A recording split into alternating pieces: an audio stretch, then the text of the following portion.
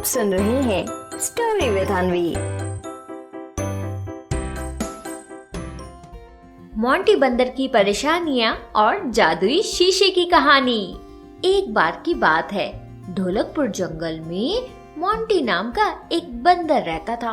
Monty बंदर कुछ दिनों से बहुत परेशान था और अपनी परेशानी की वजह से वो अब बहुत दुखी होकर रहने लगा था। उसका अब किसी भी काम में मन भी नहीं लगता था। मोंटी बंदर किसी और से नहीं बल्कि चंपा लोमड़ी, गज्जू हाथी और रुस्तम शेर से परेशान था, क्योंकि ये तीनों मिलकर मोंटी बंदर को बहुत परेशान करते थे। अगर मोंटी बंदर कुछ खा रहा होता था तो पीछे से जाकर उसे हू कर देते थे, या फिर मोंटी बंदर अगर सो रहा होता था तो चंपा लोमड़ी, गज्जू हाथी और रुस्तम शेर तीनों जाकर उसके ऊपर ठंडा ठंडा पानी डाल देते थे। तो इस वजह से आजकल मोंटी बंदर बहुत परेशान रहने लगा था। तभी मोंटी बंदर एक दिन पेड़ पर बैठा हुआ था और सोच ही रहा था कि आखिर ये तीनों उसे परेशान कर क्यों रहे हैं। कि तभी मोंटी बंदर की नजर एक पेड़ के नीचे जाती है। वहाँ वो देखता है कि एक बूढ़ा बाबा सो रहा है, और फिर मोंटी बंदर की नजर बूढ़े बाबा के बगल में रखी हुई एक टोकरी में जाती है। उसकी टोकरी में बहुत सारा सामान रखा होता है। तो मोंटी बंदर जैसे ही देखता है टोकरी को, वो फौरन वहाँ पर पहुँच जाता है और फिर टोकरी में जितने भी सामान रखे होते हैं उसे एक एक करके देखने लगता है। तभी मोंटी बंदर को एक शीशा दिखाई देता है। मोंटी बंदर झट से उस शीशे को उठा लेता है और फिर अपना चेहरा देखने लगता है। मोंटी बंदर को ये पता था कि इसे शीशा कहते हैं, क्योंकि चीकू खरगोश के पास ऐसा ही एक शीशा था। तो मोंटी बंदर बस अपने आप को उस शीशे में देखने लगता है। कभी गुस्से वाला मुंह बनाता है तो कभी हंसने वाला मुंह बनाता है, कभी किसी को चिढ़ाने वाला मुंह बनाता है तो कभी अपने बालों को संवारता है। तो शीशे में देख देख कर मोंटी बंदर ऐसी ऐसी हरकतें किए जा रहा था कि तभी वो बूढ़ा बाबा उठ जाता है। और बूढ़ा बाबा जैसे ही उठता है, मोंटी बंदर वो शीशा लेकर झट से भागता है और पेड़ के ऊपर जाकर बैठ जाता है और फिर बार बार अपने आप को उस शीशे में देखता रहता है।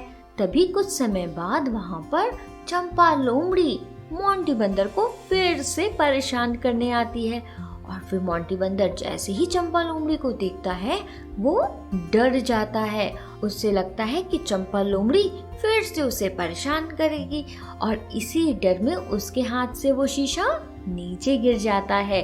शीशा जैसे ही नीचे गिरता है, मोंटी बंदर वहाँ से जोर से भागता है और फिर इधर चंपा लोमड़ी झट से उस शीशे को उठाती है। और जैसे ही वो शीशे को उठाती है तो वो अपना चेहरा देखती है, लेकिन चंपा लोमड़ी को ये नहीं पता था कि इसे शीशा कहते हैं। तो वो जैसे ही अपने आप को देखती है तो उसे लगता है कि उसके पीछे एक और लोमड़ी खड़ी है और उस लोमड़ी को मोंटी बंदर लेकर आया है। तभी चंपा लोमड़ी डर जाती है, कहीं ऐसा ना हो मोंटी बंदर मुझे ढोलकपुर जंगल से निकाल दे।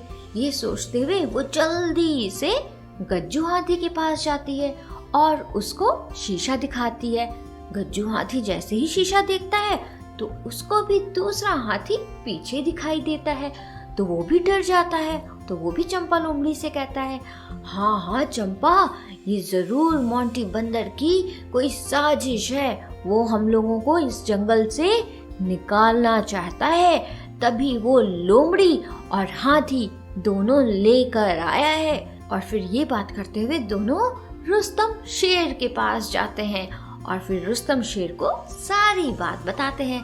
रुस्तम शेर अपने हाथ में शीशा लेता है और फिर अपना चेहरा देखने लगता है, और जैसे ही रुस्तम शेर अपना चेहरा देखता है तो उसे भी कोई दूसरा शेर अपने पीछे दिखाई देता है।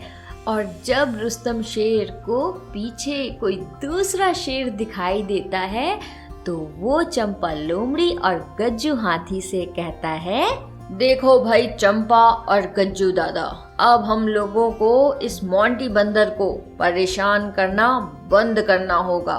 हम लोगों ने उसे इतना परेशान कर दिया है कि तभी वो दूसरा शेर लेकर आ गया है, और मैं नहीं चाहता कि मेरी जगह कोई और इस जंगल का राजा बने। तो भाई इसी समय हम लोग चलते हैं मोंटी बंदर के पास और उससे माफी मांगते हैं। और फिर ऐसा कहते हुए तीनों जल्दी से मोंटी बंदर के पास पहुंचते हैं। मोंटी बंदर इन तीनों को अपने पास आता हुआ देख पहले तो डर जाता है और डर से एक ही जगह चुपचाप बैठा रहता है। तभी चंपा लोमड़ी मोंटी बंदर से कहती है, आहा, अरे मोंटी बंदर, हम तीनों को माफ कर दो। अब से हम तीनों तुम्हें कभी भी परेशान नहीं करेंगे।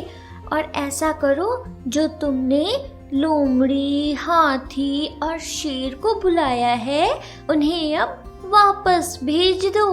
हम सारे यहाँ पर मिलकर रहेंगे। ये ढोलकपुर तो हम सबका है ना। मोंटी बंदर को चंपा लोमड़ी की कुछ भी बात समझ नहीं आती है। तभी रुस्तम शेर बोलता है, हाँ हाँ भाई मोंटी, ये लो तुम अपना शीशा रखो और इस शीशे से तुमने जितने भी जानवर बुलाए थे उन्हें वापस भेज दो। भैया हम लोग तो मिलकर ही रहेंगे, अब तुम्हें कोई भी परेशान नहीं करेगा। ये इस ढोलकपुर के राजा का वायदा है। उसके बाद मोंटी बंदर झट से वो शीशा लेता है और उसे सारी बात समझ आ जाती है।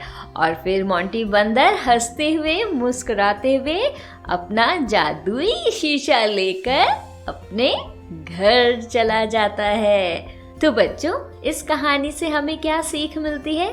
इस कहानी से हमें ये सीख मिलती है कि बच्चों, हमारे सामने चाहे कितनी भी बड़ी परेशानी क्यों ना आए, हमें घबराना नहीं चाहिए। हर परेशानी का कुछ ना कुछ सलूशन तो होता ही है। बस हमें उस परेशानी के सलूशन के बारे में शांत मन से सोचना चाहिए। अगर मान लो फिर भी कोई सलूशन ना निकले तो सीधे अपने पेरेंट्स के पास जाना चाहिए। समझे? आप सुन रहे थे स्टोरी विद अनवी के साथ।